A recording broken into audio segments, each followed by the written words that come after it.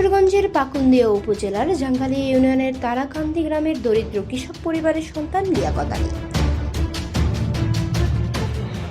40 বছর ধরে ডালপুরি, পেঁয়াজ ও সিঙ্গারা সহ নানা ধরনের মুখরোচক খাবার ভেজে বিক্রি করছেন লিয়াকত।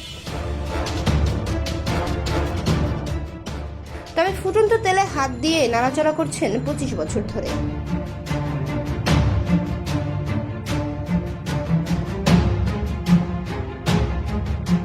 এই কাজটি শিখতে তার অনেক দীর্ঘ সময় লেগেছে। বর্তমানে স্বাভাবিক কাজে পরিণত হয়েছে।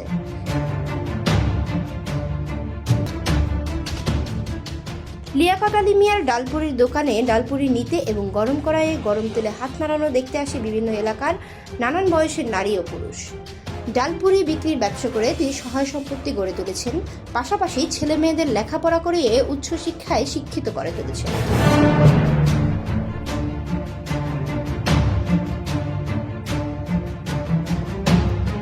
ডালপুরি বিক্রির ব্যবসা করে তিনি সহায় সম্পত্তি গড়ে তোলার পাশাপাশি ছেলে মেয়েদের লেখাপড়া করিয়ে উচ্চশিক্ষায় শিক্ষিত করে তুলেছেন।